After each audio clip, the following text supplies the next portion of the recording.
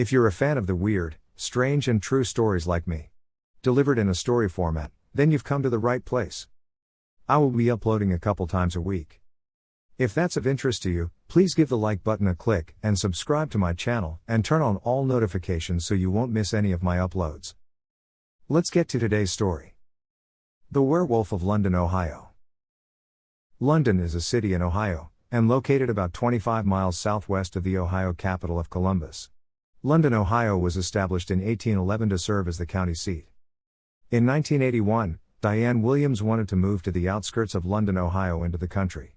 She found a nice property near the woods, and she and her husband Keith purchased the property. Keith and Diane are childhood sweethearts, and have been married for 6 years. They have a 4-year-old daughter named Raven. They soon move into the remote house in the woods. Keith is a welder by trade, and is attending an apprenticeship at night, and is away from the home Monday through Friday, for 12 hours a day. Diane is a homemaker, and takes care of Raven in the house. A couple of months after they move in, she is at the kitchen sink washing dishes one evening, and she looks out the window, and in the darkness, she sees 2 yellowish eyes about the level of a dog's height, and about 25 feet from the house in the woods.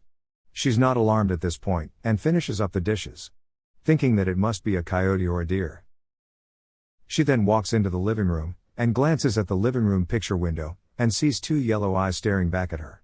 She describes it like resembling a dog's face, standing in front of the window, and about 6 to 7 feet tall. She screams and hides behind a wall in the kitchen. She then hears Keith's vehicle come into the drive, and soon after, Keith walks in the front door. She tells Keith what she had seen, and of course, he doesn't believe her. 1 month later, Diane starts hearing noises around the outside of the house, like a large animal scampering around in the leaves. She is looking out the kitchen window, and suddenly, the creature with the yellow eyes looks in the window at her. Diane is terrified, and scared for her safety and Raven's. She decides to turn all the lights off in the house, thinking she could see it, but it couldn't see her. She runs and turns the kitchen lights off, then goes around the lower level of the house turning off all the lights. She then decides to start closing all the curtains and window shades. As she is starting to close the living room curtains that are facing the backyard, the creature suddenly appears at the window and scares her. She falls backward, and crawls to the kitchen. On the wall is a phone, and she calls 911 and tells them that someone is outside her house trying to get in.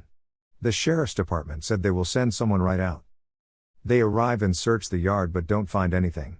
Keith arrives home about that time. The sheriff's deputies tell Keith that they didn't find anyone.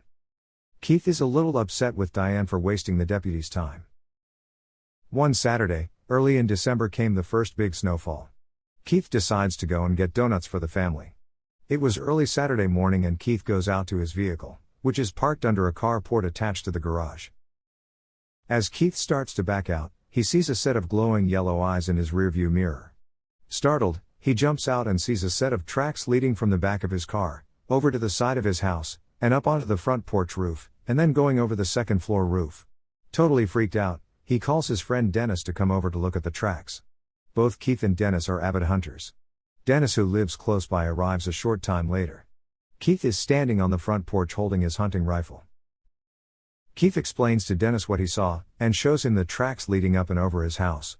About that time, they hear a loud thud from the other side of the house.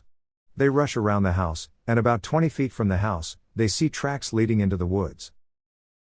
The tracks measure around 14 inches in length, and appear to have claws.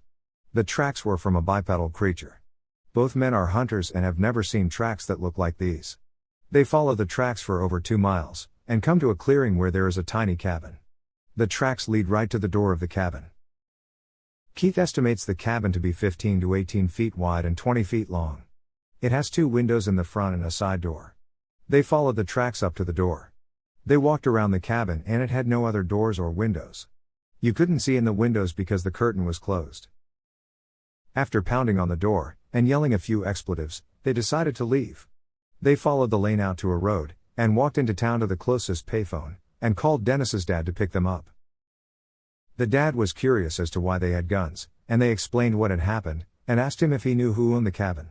The dad said that an old man by the name of George owned it, and had for several decades, and that he is believed to have come from Eastern Europe.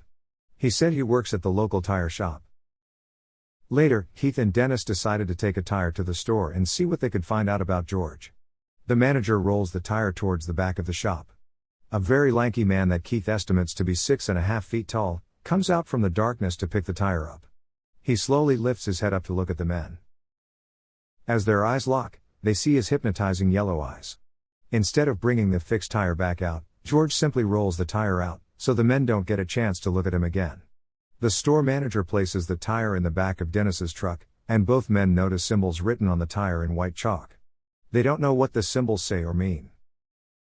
About 4 months later, in March of 1982, Dennis stops by and picks up Keith and starts heading to the old cabin. Keith realizes where Dennis is taking him and says he doesn't want to go there. Dennis tells him that George has died. As they are driving up the long lane to George's cabin, in the middle of the lane is a deputy sheriff's vehicle blocking the lane. Keith and Dennis know the deputy and ask what's going on. The deputy states he shouldn't tell them but decides to take them up to the cabin anyway. They all enter the cabin. The cabin is void of all personal effects, there's no pictures or any type of food. All that's in the room is one wooden chair and a table with a kerosene lamp sitting on it. There's no cabinets, or a kitchen area or anything else in the room. The walls just have studs with no insulation. The windows have an old dirty white sheet that is hung up. The guys say that this is strange, and the deputy replies that this isn't the strange part. Look behind that sheet. Hanging up at the back of the cabin is another old dirty sheet. Keith moves it out of the way, and behind it is a hidden steel metal door that is an inch thick. Keith opens the door, and is instantly hit with a foul odor of a wet dog smell, and a strong urine smell. The deputy enters first with his flashlight on.